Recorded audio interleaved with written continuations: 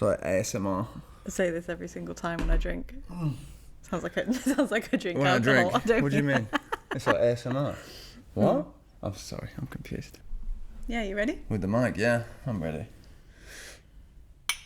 Cheers. Oh my god, that nearly went Sorry, everywhere. yeah, that's a fragile mic. I thought the whole thing was gonna. Excuse me, these are from John Lewis. Yeah, but oh Christ, never mind. Never mind. Anyway.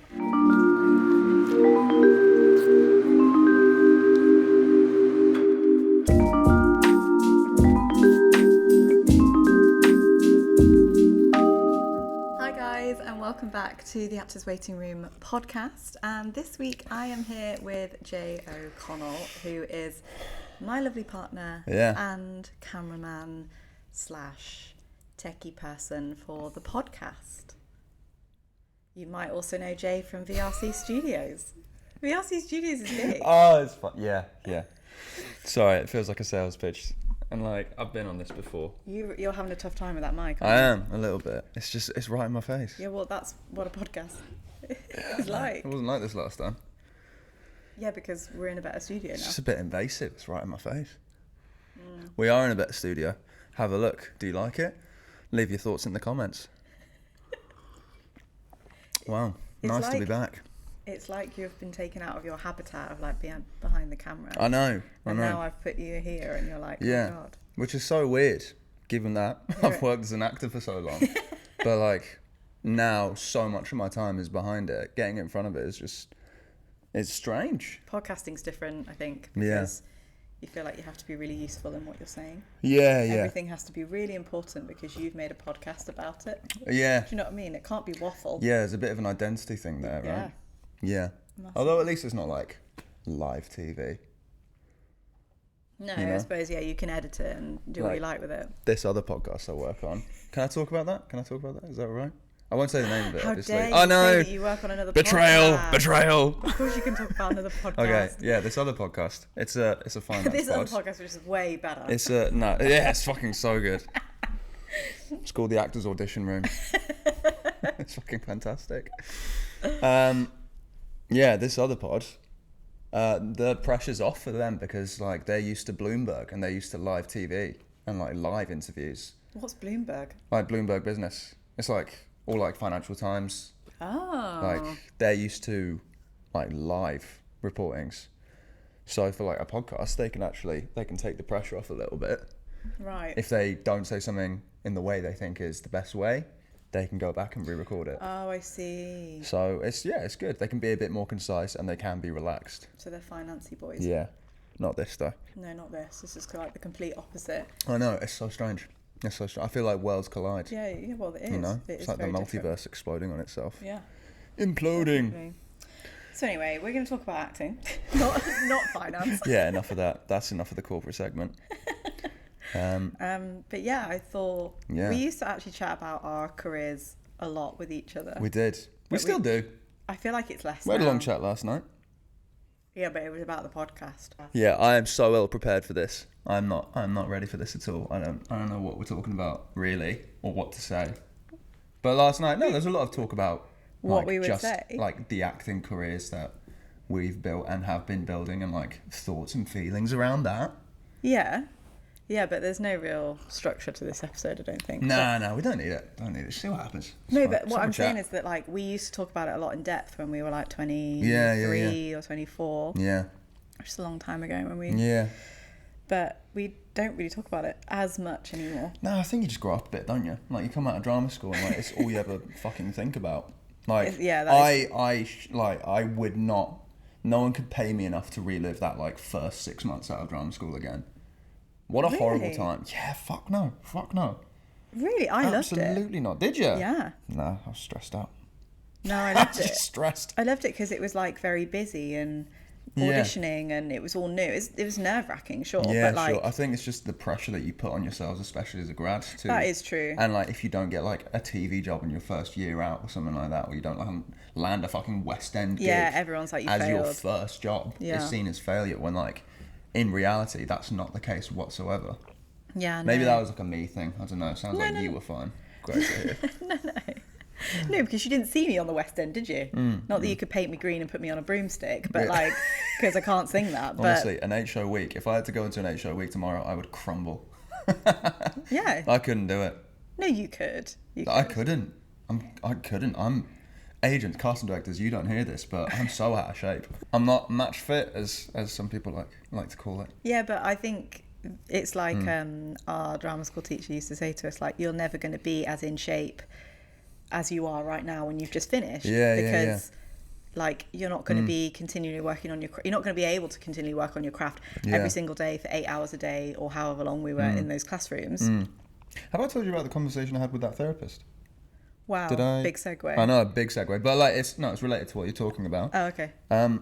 We were talking about exactly that. Like, when you come out of drama school, you're the most technically proficient and like in shape you'll ever be. So she's a performing arts. So she's for context, that's the word. For context, she's a performing arts therapist, performer herself, trained in MT. Saw lots of like issues within the industry, wanted to help better people and all that stuff, and not have people go through what she went through. So we talked about how when you come out of drama school, you're probably technically the best you'll ever be. Like, your vocal stamina, your physical health, you can go into an 8-show week no problem because you're trained to. You're ready to do that. But ironically, I think you're probably the worst actor you'll ever be. Oh, that's very true. I always because think that, like the amount of like I had a West End audition in May. I'm not going to name names again. I'm not going to say what it is. Oh, we're going to talk about that. No, we won't. Yeah, we won't. Oh, okay. Just prepare myself for that. But either way, it was for a lead in a musical. I hadn't sang in like 2.5 years since my last job, and I've been busy building this and another creative business on the side of it. This is VRC Studios. Yeah, I've been busy building VRC Studios and Fraction Creative, if we're name dropping, for the last like 2 years. I haven't been fucking doing singing warm-ups every day on my days off. No. So I had a week to like get in shape, and like I managed to get to a good point, but like I did a much better audition than I would have done like 7 years ago. Yeah, I think that's true. Like, in terms of like, just, I don't know, life experience just makes you a better actor. You go through trauma and stress and like working with terrible people and people dying, and like things just happen, and you learn a bit more about yourself and who you are. You become a better actor from doing that, even if you're not like, you know, you can't fucking fill a room. Yeah. Do you know what I mean? Just because true. I can't reach the back of the National doesn't make you a bad actor. Do you know what I mean? That's and vice very versa, true. I think is the same is true as well.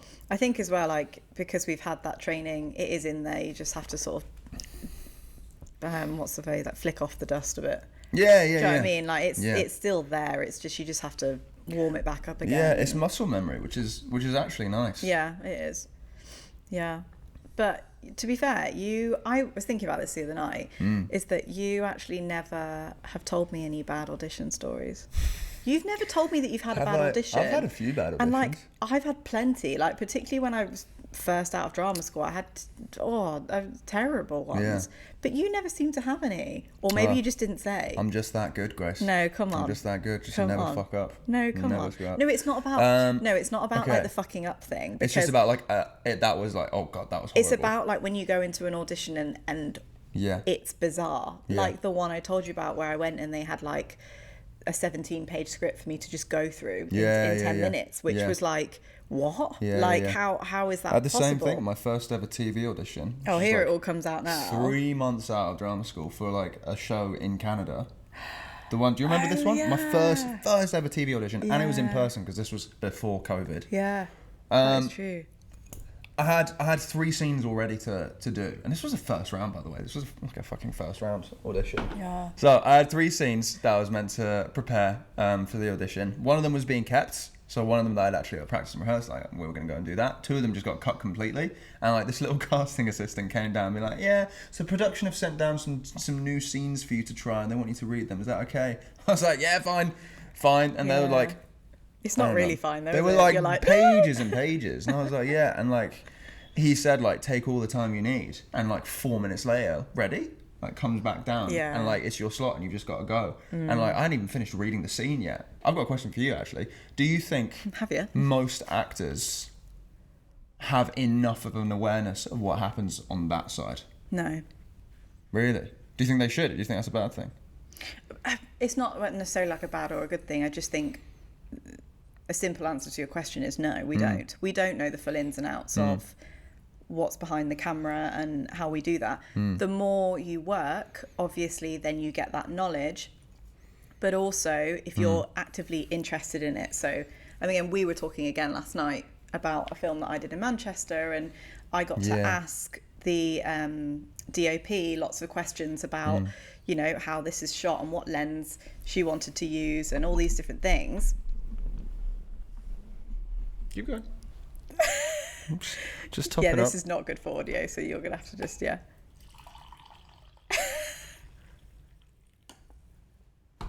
Continue. No, go back to your little position. Lock back in. Okay.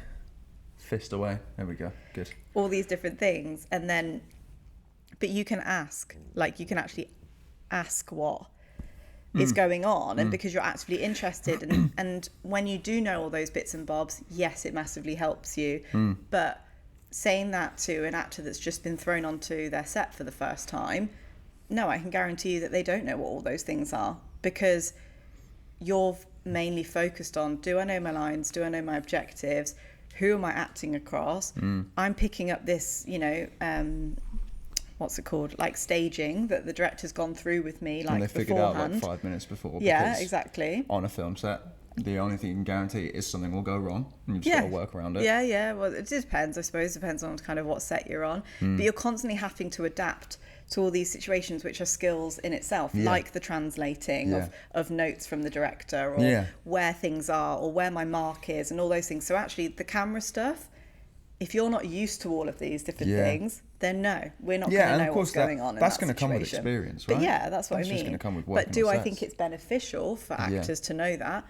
100%. But I can still, even with some of the knowledge that I've now collected over the years, if you put me onto a big film set tomorrow, all of that stuff would probably go out of my head, and I wouldn't be, like all those things where they go, oh, be careful of like the sound guy. So, you know, just be aware that if they've turned up their sound, don't be too loud, don't be screaming and stuff like that. But actually, I can imagine that, if you put me on a set with Florence Pugh tomorrow, which would be fabulous, by the way. Wouldn't it just?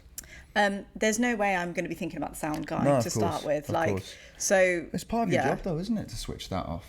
What? I mean, you know, like when you're acting, you learn your lines, you do and that's your the other contradictory thing as well. It's like you're supposed to look at your partner and just focus 100%. On being naturalistic and real. It kind of just shows that it's never actually 100%. You've always got to have 10%. You've got to have an ear on whatever else is going on, even on stage as well. Like, if God forbid you're doing a play and like an audience member starts getting really unwell and having a heart attack or something, you've got to fucking stop the show.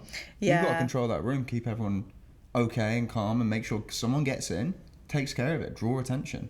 Yeah, and this is where I think some people, when they're first starting out in acting or being trained for the first time, and I was like this, is that you're told loads of things, and so you take it very literally. So, you know, when someone goes, you have to be in the moment, you have to be present. I always used to get so wound up about that, being like, am I present? Am I present in this scene? Am I present? Am I present? And I'd be like, am I making sure that I'm looking at them and all this stuff? And then actually, I read, it's a book called In-Depth Acting by D. Cameron, I want to say. D. Cannon, that's it? I'm going to say I only know that from like seeing it on the bookshelf. I haven't. At home. You're so good at like, you know, just reading. I am not.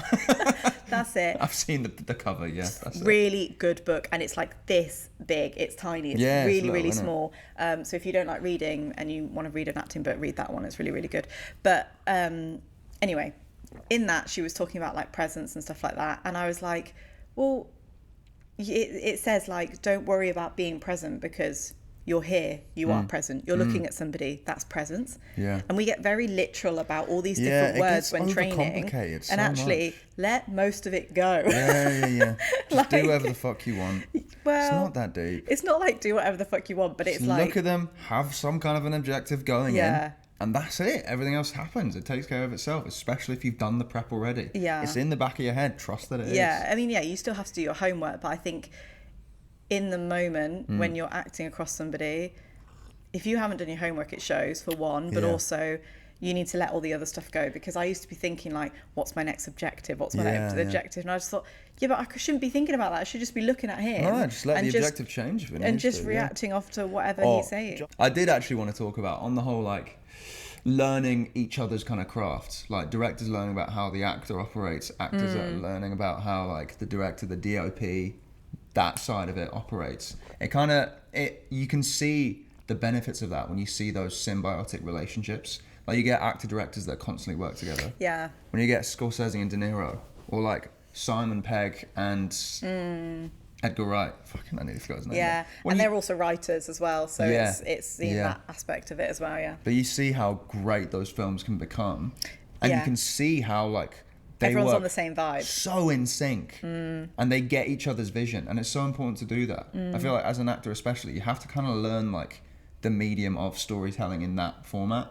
Yeah, you kind of need to get what they're trying to do, where they're trying to go, so you can move through that, rather than doing it how you think it should be done from your perspective and bringing your voice. There's still merit to that, obviously, and that's why you're hired, but you gotta, like, it's so collaborative. Yeah, that's a good tip for, like, a self-tape, actually. Like, if you're doing a self-tape for someone who's quite relatively well-known, that has a lot of published work out there, then, you know, have a look at their previous... Because, you know, most directors have, like, a certain style, don't they? Yeah. Or sort of tone of voice, like you said. Like, maybe you could have a look at that tone of voice and... know your audience.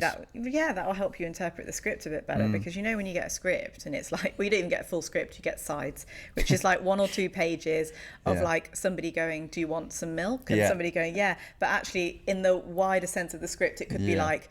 This milk scene could be really tense about... The bigger it is, the more it's taken out of context. Yeah, do you know what I mean? Like, it could be really tense about, like, I don't know, a serial killer's turned up and then they know that. And it's just crazy. And like, also, scene in... is it the scene in Killing Eve when Jodie Comer goes to her house? Yeah. And all the scene is her cooking or heating up casserole or bolognese or something in the microwave, but it's uber tense. But if you just received that script, if you just read the lines as your sides, you'd be like, oh, they're asking for... Yeah. And especially, you know, when you get a tape through and it's like, you've got your sides, but it's like 3 sections. It's like 3 different scenes. Yeah. You've got a start, end, a break, a start, end. And it's like, it's completely taken out of context, but they want to see a range. Yeah. But like, you don't always know what that range is. No. You're supposed to just interpret something, which is, I don't know, maybe that's what they're looking for, but like, you're kind of walking in there blind a little bit. Yeah, which is why, like, I always say to people, don't stress too much about your self-tapes and stuff, because, yeah, get them right, be polished, all those different things, but you just have to be very confident with your choices and just stick to it, because you really don't know what they're asking for. It's so true. Unless the brief is really uber specific. But you actually, until more recently, I saw you freak out over an audition more recently, but you always sort of just let them go. You don't really, you have this kind of great superpower of not really, or maybe you just don't seem to care as much after your first round of the audition that you've done. And you have always kind of been like that, which is like a really nice thing to have. I don't have that. I try to forget about them, but if it's something that I really want, but... You know what, I can tell you why. I can actually tell you exactly why, because there was a turning point. So, you remember I used to work in a pub when I came out of drama school? No, I've never met you before. Surprise, shocker, we're together. Anyway, that pub I worked in 3rd year, and then when I left drama school, when we graduated, I was still working there just because, you know, rent, all that stuff. Yeah. Remember that pub? Yeah. Yeah, great. I do. So there was a guy there who he was probably like 15 years older than me, but I feel like I've talked about this on a podcast before. I'm just going to say it either way. There's this guy who's 15 years older than me, been an actor for like 20 years. He'd done all sorts of stuff. He was a child actor, he'd been on the West End, he'd done loads of stuff. But he was dry as fuck for when I knew him. He had nothing coming in. And his wife, ironically, was like, she was doing so well. She was like contract after contract in the West End. He was such a good example for me of like, you can work as an actor, and you can have dry periods and not have busy spells, and then have busy spells, and then go and work in like what I think is not like the ideal career. Like, I don't want to work in a pub forever. No, but he was very happy and content. He was just chilling. He had a community around him. He had people that he loved. Yeah, he was happy. Yeah. He was so happy. He was such a good example of that. He gave me a really good tip like a month out of drama school. He said, take your sides after your audition, rip them up and put them in the bin. And like the physical act of taking the paper, ripping it up and throwing it in the bin, just like wipes it clean. Yeah, that's true, because you know some auditions that you really like, because you're like, I got to audition for this really big thing. You keep the sides. Why the fuck are you keeping them? Because you can go, I did. Yeah, but it's never going to be the same. No, that's the sides so are going to true. change. The script isn't going to be what the sides are, unless it's perfect. God, I actually felt like that. I felt that. Yeah. Like, you know what I mean though? Like, I had a fucking drawer that I put all the sides into. But like, why are you doing that? You never use them again. But the ritual, the physical act of actually ripping it up and saying bye-bye was such a nice way of being like, okay, on to the next. And just keep moving forward. That is because your career is never one job. Yeah. Never one job. Did you do that for the Book of Mormon? Jay I never printed it out. I definitely have printed out Book of Mormon sides for you. No, I took it on iPad. Was it the first time that you auditioned for Book of Mormon It's been more than once. Yeah, for the tour. And I was going to say, that was a bad one I had. Where I cracked. Because I printed those out. I cracked it on A flat. In front of 12 people. You're like, thanks, Jay. Thanks, guys. Thanks, guys. Nothing else? Okay, yeah. Cool. See ya. Have a nice day. And you're like on the way out being like, thanks so much. Trying to give them a bit of personality. Yeah, but also you can't have done that bad because they invited you back like a year later. Yeah, no, it's mad. It's weird, isn't it? Yeah. I think it's a different team, but it was the same casting director, so like something must have gone right. Yeah. That was a horrendous audition though. I think musical theatre is another beast. Yeah, I'm also not an MT boy at all. I mean, like, no, I'm not. I can, if I warm up and like, I'm match fit to go back to that. If I warm up and like work hard at it, then maybe I can. But I'm an actor, singer. I'm not an MT boy. 2 left feet, can't dance to save my life. Yeah, but for the Book of Mormon though, to play, what is it? Yeah. Elder to go Prize. for that role, like it's the only one I could have done in that show. He doesn't dance, does he? So you were good for that. But anyway, but I think musical theatre is like a whole other beast. I don't think I could hack it actually, musical theatre. You'd be fine. You got a gorgeous voice, honey. No, but I just... Beautiful jazz voice. Oh, thanks. Sexy. Okay. I'm cutting that out. Yeah, I am. Don't be weird. Yeah, but I just think it's a whole other beast, and I think musical theatre performances are insanely brave. The amount of rounds that you have for each musical, like, is insane. Like, I don't even know how many rounds you would have had. I mean, you had 2 for Book of Mormon. I mean, you got a recall, then you did that, and then I can't imagine. Was it, wasn't I think it? it would have been like 1, maybe 2 more rounds. No, I know that genuinely that day I was there, they were only seeing a few people. Oh wow. Yeah. Well, anyway, I do feel that people, like, for example, for like Elphaba, for Wicked, I know there's at least 6 rounds for her. Yeah. Like, that's crazy. To be fair, I know there was, when Dear Evan Hansen was on, is it on again? I don't actually know. When it was on, there was someone, I can't remember how the fuck I met him. Anyway, he got to round 8 to play Evan Hansen. Wow. And got cut at that stage. And he felt horrible because he was like, there's nothing to show for it. You've done like 8 rounds, 8 weeks. So like 2 months almost, probably less. They'll probably get you in like the next fucking day. And then it's like, thanks. So, Jay had a little idea to play some games. Yeah. Oh, I love a game. I love a little Would You Rather. I thought we could play a few Would You Rathers that are actor, film specific. And then at the end, I've got a little, what was it called? Knockout. I've got a knockout round for you. Oh, God. You're going to love it. Okay. Okay. Do you want to do yours first? We can how many have you got? Because I've got 12. 2... Yeah, I got 12. I got 12 and a knockout. All right, I'll just be asking you. Jesus. Okay, 1, Give 2, me the mug. 3, I can be the host. 4, 5, 6. I've done 6. Do you want to... Okay. 2 for you, 1 for me. Okay. All right. Do you want to go first, or shall I? Yeah, sure. I've got more, so I might as well. Yeah. Okay, ready? Yeah. Would you rather work with Damien Chazelle or Chris Nolan?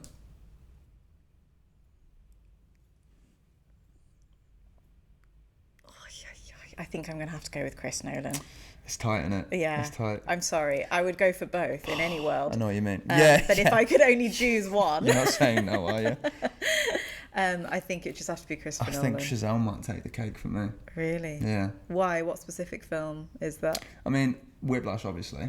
Yeah, Whiplash is great. But really, Babylon. I thought Babylon was an absolute work of art. Babylon and it bombed. It bombed. It really didn't perform well. Really? Yeah, like in terms of box office. It got great reviews, but like it didn't perform in a financial sense. So basically, just didn't make as much money as they wanted. I think that was down to marketing now. Yeah, it wasn't. Yeah, but I thought that was fantastic. I thought it was a great film. It was an incredible film. Oh, I really loved it. I was so blown away. Like that's in a top 10 for me. Yeah, it was great. It was really, really great. Yeah. But I'm sorry, I get you. It's Interstellar. It's so tight. I'm sorry, but it's just so Interstellar. And is that your favourite Nolan? Or the Batman trilogy. Yeah. I'm sorry, but for someone who doesn't watch superhero stuff and all that thing, like I absolutely love any Batman trilogy by any Nolan. Superhero film brand that is rooted in reality and is gritty and dark, I'm right there for. And it's just been fab. Yeah. Anyway. Okay, I'll give you another one because I've got so many. Okay. Would you rather do a Scorsese gangster flick or a Tarantino revenge movie? Oh, I know. Toughies. I have the same question. I literally said, who would you rather work with, Scorsese or Tarantino? Yeah, so, we can both answer this. But yours, okay, answer yours first. So either a gritty revenge story with Tarantino or a what? Well, I like a gangster. No, yeah. So like a revenge story by gritty Tarantino. Revenge. Yeah. By Tarantino, or like a gangster dark, like think like The Departed from Scorsese. You think so? Yeah. Yeah. I obviously I love Tarantino, like Django. Yeah. Like Django takes the cake. Insane. But I'm sorry. I kind of think that Scorsese has the edge for me as well, just a little bit, just because like I think I, on the whole, love and like would do a rewatch of Scorsese's films more often than Tarantino's. Tarantino's got a lot of like really unique, like standout masterpieces. Yeah. I think like Django, in my opinion, is like a perfectly formulated film. It is. It's in terms insane. of plot and structure. It's just a great film. And like as a foundation, but like every other moving piece of it is phenomenal. Jamie Foxx is fucking incredible. Yeah. Christoph Waltz, incredible. Yeah, he is insane in that. He is so good. Yeah. But yeah, I think Scorsese for me, just because I like those deeper, dark, grittier stories that Scorsese does. Yeah. To be fair, like what did we watch the other day? Shutter Island. Yeah. Yeah. What's your favourite Scorsese? Oh, I don't know. I really don't know. Shutter Island is top tier. It's up there, It is top tier. Have you seen The Departed? Yes. Oh, I fucking love that. Yeah. Oh, so tense. Jack Nicholson. Oh my god. Yeah. Yeah. No, I think so. But we should do that. What? We should do a little rewatch of, or like just well, go through also his I'm works. pretty sure there's going to be plenty. I mean, like of he's got films I haven't seen. Raging Bull, Taxi Driver. Like there are so many early ones, and it goes back to the symbiosis thing. Him and De Niro. Yeah. When they were just making films, like they were putting out some goldies. Never seen The Irishman. Have you seen The Irishman? No, I haven't actually. That's on my list. To be honest, it was the length. That put like you 3 hours. I know, but every film nowadays is like 3 hours long. You have to really sit in and commit. Sometimes it's really worth it, but like I don't know, they're trying to push like the cinema experience, like going out and seeing it fucking IMAX for 3.5 hours, and it's like an experience for you. Yeah, maybe. I'm here for that. Yeah. I'm fucking here for that. Same. Get me to the BFI. Yeah. All day. Come on. Right. No. Oh, you've done 2 of me. Yeah, well I mean like... Well, you also did mine. Yeah. Okay, I'll do another one. Yeah. Would you rather work with Fiona Shaw or Margot Robbie? I know. Toughie. Oh, God. I do love Margot Robbie, but Fiona Shaw does the more types of films and TV series that I would want to do. Yeah. So the projects that she's usually attached to, and obviously I love her, but I feel like they resonate more with what I would like to play. Do you not see that? I do get what you mean. Yeah. It's a bit more your world. It is my world. Yeah. I like that. Whereas it's a good answer. Margot Robbie, fantastic, and would never say no to working with her. Do you think it would be like the working together, like the relationship would just click a little more? Oh yeah, me and Margot would get on so well. No, but do you know what I mean? Like in terms of like working together and creating something. Are you gonna like some people you just click with? Do you know what I mean? No, I just think Fiona Shaw is one of those like classic British actresses that are just. I just feel like I could just take so much. Yeah, you'd soak it up, right? Do you know what I mean? Like a sponge, Grace. Like a sponge. She's like, and everything that she does is just more my world. Whereas like, I think if I was to film with Margot Robbie, hilariously, I think it would stretch and challenge me more. Yeah. Which would be great. I get you. But I love her. I love Fiona Shaw's projects, whatever she's involved in. Yeah, she's phenomenal. Yeah. She picks well. Yeah, she does pick well. I mean, she can pick well. She's a bit like Emma Thompson now as well. Yeah. Emma Thompson's picking some like incredible projects. Yeah, some good shit. She's got something. I saw like a screen grab or something. She's playing like a private detective or like a private investigator or something. She is. Like a kid goes missing and she's like jet black eyes, this like sick like jacket. She looks like she's out of like a fantasy film, but she's on like a beach on like the south coast. Oh, God. And she's like a private investigator. What is it called? Fuck knows. Fuck knows, Grace. You know, it's like 1 a.m. you're scrolling through TikTok and you're like, cool, that's coming sure out. It's not AI? No, it's not AI. It's like an article. Anyway, you go. Okay, I'll go now. Okay. You can only choose one. Okay. To be in. Okay. Okay. So, would you rather be the lead in a Marvel film or the lead in a fantasy film like The Witcher, Lord of the Rings? Yeah, easy. That's the better choice. Easy. I really feel like you would like to live out your Iron Man phase. Like you would love that. I love Marvel for what it was. I don't love Marvel for what it is. Okay, go back to what it was then. For you. What year are we talking about? Let's be specific. Oh God, I don't know. You don't know enough of phase 2, do you? I just know that you love Marvel. Yeah, I did. But like the last 5 years, I haven't. Okay. I've seen I think 2-3 projects. Around the time when like, you know, the original Spider-Man. In his like peak. Yeah. Like okay. Spider-Man, like Tobey Maguire. Yeah. Well, when I was a kid, I wanted to be Spider-Man. Yeah. When I was like 5 years old. When I was 5, my uncle bought me like these like Spider-Man shooters. It was like a toy, but like Spider-Man shooters, and it was filled with like silly string. And I put them on, and I was literally like, I remember turning inside. I was out in the back garden. I remember turning inside, being like, "See you later." Put it up to like the building next to me. It just went, tss, and I thought it was gonna hit it, and like it just went. Psh, oh. Bit of like silly string just came out. I was so convinced. Yeah. And that's where the imaginative side of the actor brain came from. Yeah. Yeah. Well, that's where the disappointment side. Oh, yeah. So true. Okay, yeah. Well, that was far too easy. Next, your one. I'd also just love to do like a fantasy like that. Yeah, so would like I. Period fantasy.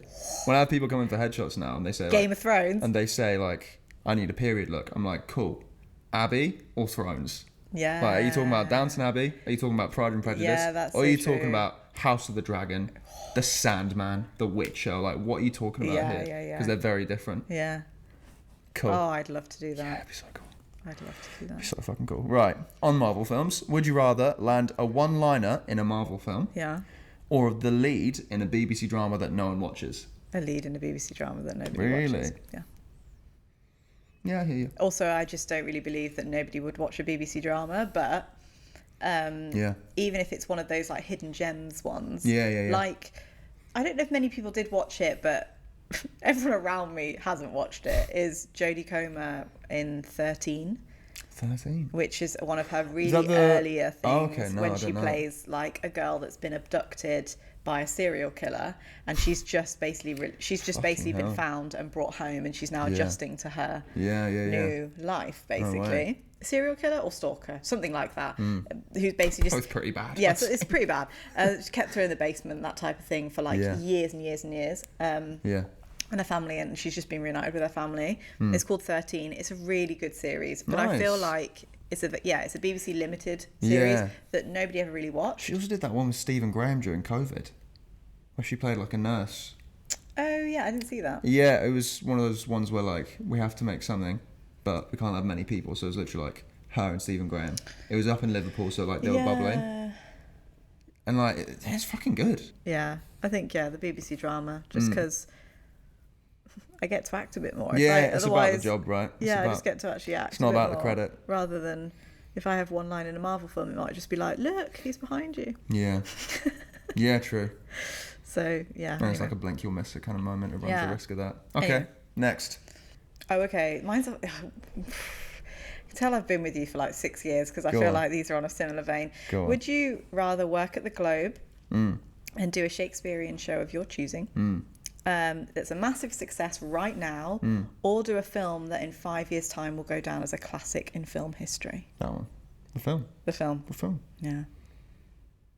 These are, I've not done very well. The Globe doesn't... I don't really... There's me this morning writing down all my would you rather's going, oh, he's going to be so difficult. That is tough, but I just don't think the Globe, like... I think I'm just like... I'm not like dead set on doing some Shakespeare now. Oh, okay. I think like 5 years ago. Yeah, maybe that'd be different. You really like Shakespeare. Yeah, still do. You know, good writer. He's all right. Yeah. But I think a classic film is still... That would be, considered a classic in film history. Yeah. But it wouldn't be. You'd have to wait 5 years, though. That's fine. Okay. It's an investment. Compound interest, Grace. All right. My turn. Would you rather do 8 shows a week in the West End in a great job, or one season of a really sick TV series and it's shot in like the coolest location you can imagine? Like you're shooting in like Yellowstone. You're shooting in like an incredible national park, Grand Canyon on your fucking doorstep for or a whatever. season. For a season. That's quite a long time. Yeah. Yeah. How many episodes are in this season? Oh, I don't know. This takes 9 episodes. Classic 3-act. I think it would just be the TV series. Yeah. Yeah. Screen wins. I'm sorry, I just love film and TV too much. Yeah, okay. Yeah. I thought that was going to be a tough one. No. Okay, go on. Your turn. Okay. This is kind of a funny... Okay, would you rather go on stage forgetting all of your lines, or you had to fall over in every scene? So would you rather go on stage and you forgot all your lines, or go on stage and in every single scene you fall over? Like intentionally? No. Like I just fall over. Yeah, fucking hell, that's awful. Oh my god! Every scene I forget my lines as well. Oh yeah. So you have to make up the whole show. Can I loophole this and say it's the play that goes wrong? No, it's like a serious like Who's Afraid of Virginia Woolf. I just fall over every time. Yeah. I'd rather forget my lines. I think honestly the adrenaline would make me remember. And as well as that, I'd like to think I'm a good enough actor that even if I forget, I can make it look like I'm just thinking. Do you know what I mean? No, but like when I say you forgot all your lines, like you're not going to remember them at any point. You have to basically improvise the entire show. Oh fuck me. Or you have to fall over at least once. Every scene. You know what? Retracted. I'm taking fall over. I'm making it look worse than it is, and I'm doing a show stop. Yeah, I would do the falling over because I'd be saying I've got to go to hospital. It's doddery old, my leg. Yeah, it's old doddery old thingy coming in again. Yeah. He's fallen over, and I'd just make it like that. I'm just a clumsy character. I'd go for the sympathy card. I'd be like straight to hospital, like thoughts and prayers. Do you know what I mean? No, it's got to continue for the whole thing. Massive apology on the Instagram story later that night.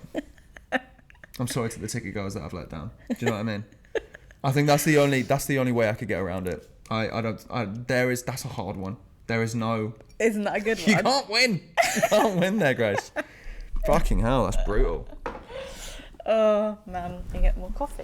I can't believe you've nearly drunk that entire thing. I know. It's the only way I've got through this week. I thought you were going to be like, the only way I've got through this podcast. I was like, fucking rude. Yeah, I know. It's the only way I can get through this episode. Okay. What's this called? The actor's audition room?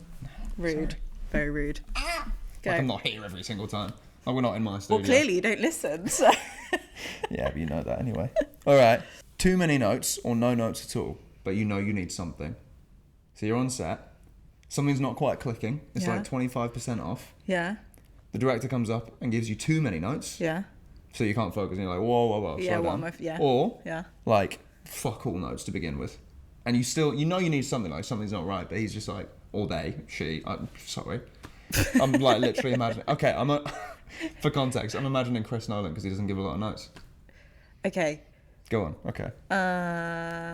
This might sound really arrogant to say, but I think I'd take no notes over too many notes.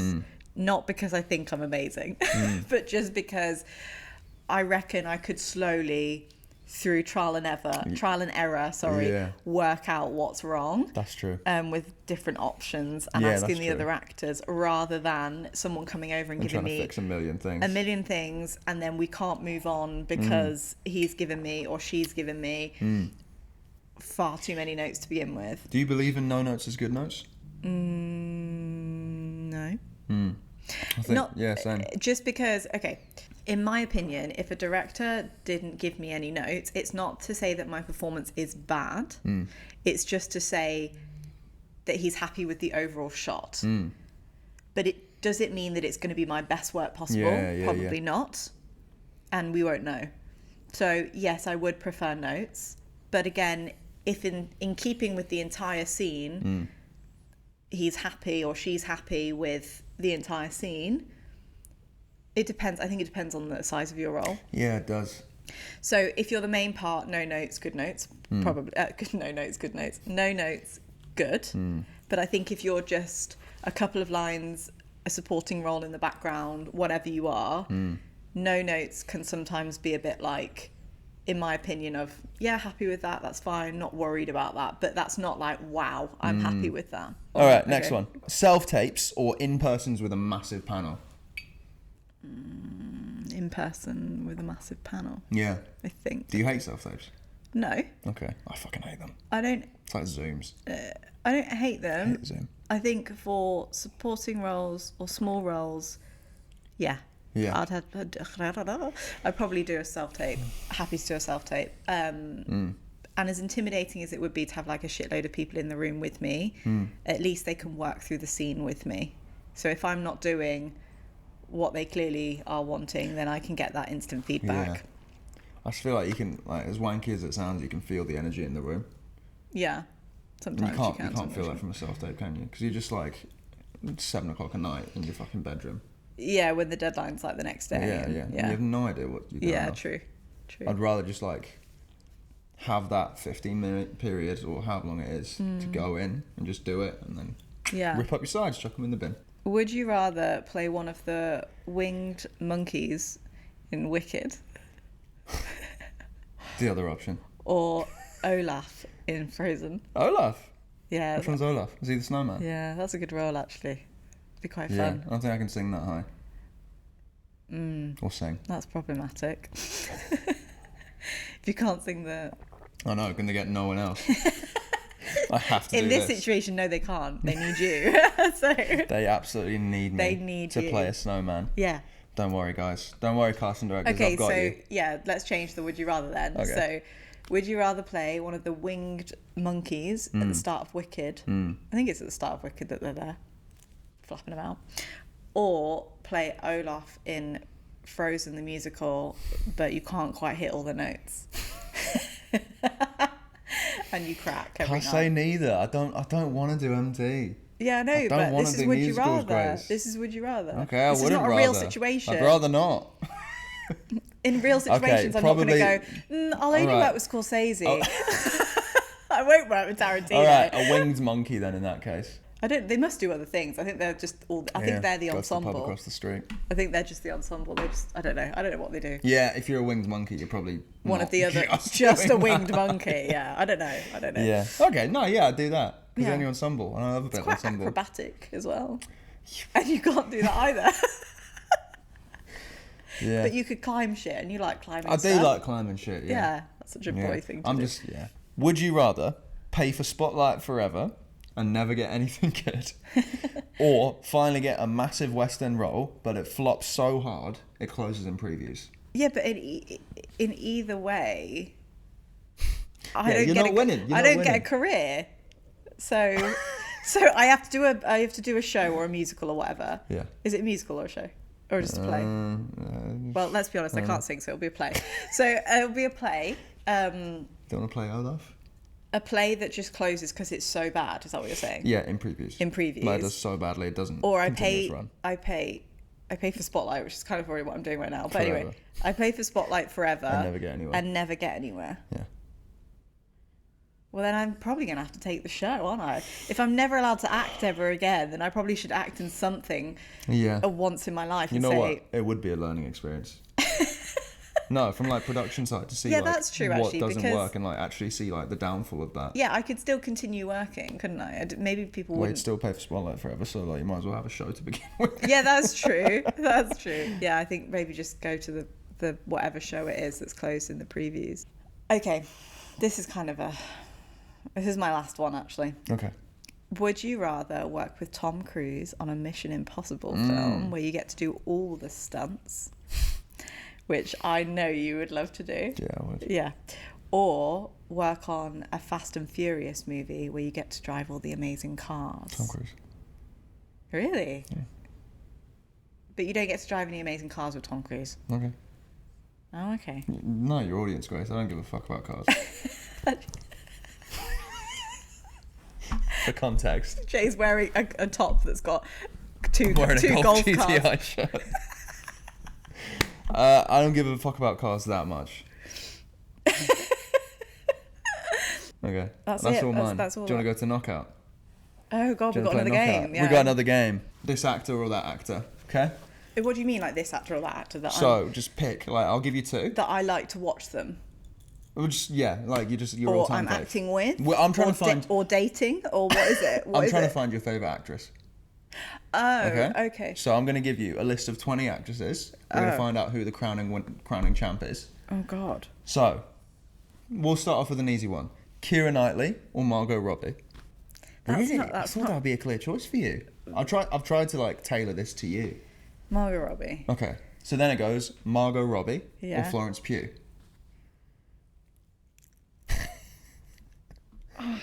Florence Pugh. Florence Pugh or Emma Stone? Oh, this is mean. I know. Florence Pugh. Florence Pugh or Meryl Streep? Oh God, everyone's gonna hate me. Florence Pugh. No, I'd pick her. Would you? Yeah. She's incredible. Meryl Streep's like an icon. Yeah, I know, but like Florence Pugh is like the best actor of our generation. I hope so. Anyway, carry on. All right, Florence Pugh or Cate Blanchett? Oh, Jay! It's just getting worse. I'm sorry. It's just gonna get worse. I love Cate Blanchett, but at the moment, I love Florence Pugh. All right, Florence Pugh or Viola Davis? Oh man, that's not fair. This is meant to be quickfire, by the way. I can't do it quickfire. Florence Pugh. Florence Pugh. Christ. Sorry. Florence Pugh or Fiona Shaw?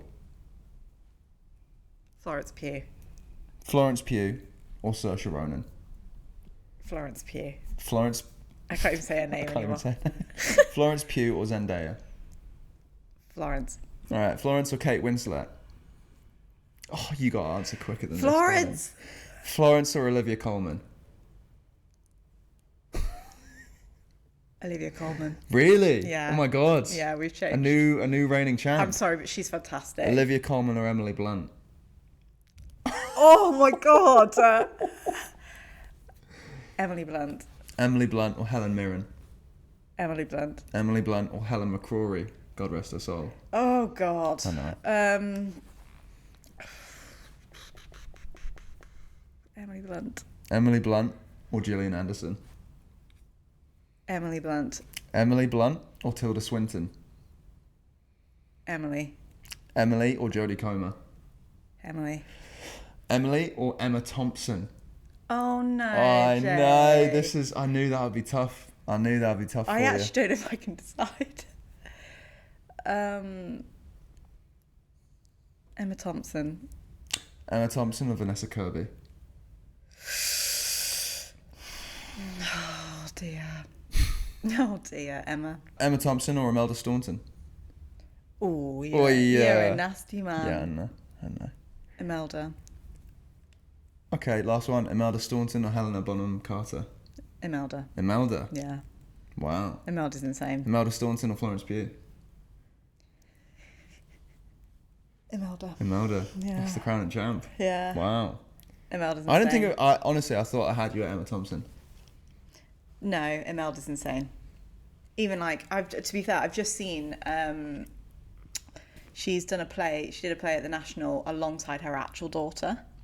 Wow. And it's coming to the cinema to watch it on National. NT Live? Yeah. What's the play called? I can't remember, but she's just, I saw a clip of her on that and I was like, I love you. Yeah. It's she's so good. Wow, Grace. Yeah. Oh my God.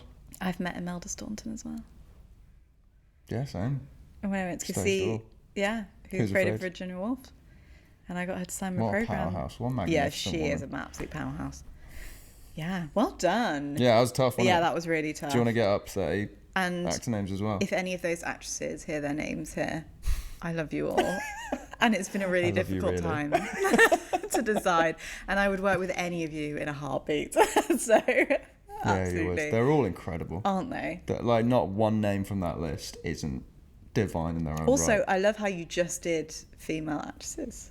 Well, to be honest, I was thinking about it, and like, I really wanted to find out who your favourite actress was. I didn't know who it was, because I was literally writing out these questions. I was like, Fiona Shaw or Margot Robbie, and I was like, you know what? I don't actually know who you'd pick. Yeah, it's more kind of. I mean, obviously they're all fantastic. It's more kind of like the projects that they do. Yeah. As well. Yeah, they pick well. Yeah, you know, like how when Ryan Gosling was kind of like early in his career, like Drive, Place Beyond the Pines, Blue Valentine, like he just had a good old run of like picking some really, really good stuff. Yeah, the Notebook's all right, but yeah. It's a good project to pick. Yeah. You pick that one. Yeah. Yeah. Anyway, thanks so much for chatting with me. Don't do that. Cool.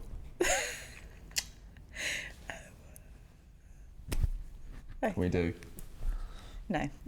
You don't want to? No. We have a secret handshake. No, we don't. Yeah, we do. 6.5 years together. I realised how actually quite revealing it is having you on the sofa with me. Is it? Yeah. In what way? Because it's what are you revealing, Grace? It's very personal, isn't it, to have your partner do a podcast with you? Yeah, the amount of times you told me we're cutting that out today. Well, I've just been too rude or like too yeah. I don't know, defacing my career. But it was actually all right. I'd have you back on again. Would you? Yeah. Or co-host number? Nah. No. Cut that out. No, yeah, cut that out. I'm joking. No, I don't think I could. I'd struggle. Well, anyway, now you know who's behind. Who's behind the camera? For fuck's sake. You've got a tough time editing. Yeah, I do. Do you want a hand? Actually, probably, yeah. Yeah. Okay. Well, thanks for having me. It was really fun. It was fun. Yeah. You did well with your games. Yeah. You made it very entertaining. You want to bring a few for next time? I should have done, shouldn't I? You were very more well. Yeah, I mean, I just love it. I just love it, like a quiz or a game or a challenge. A challenge. Challenge. Anyway, we've talked on long enough, so thank you so much for listening, and I will see you in the next episode. Thanks for having me. Actors Waiting Room.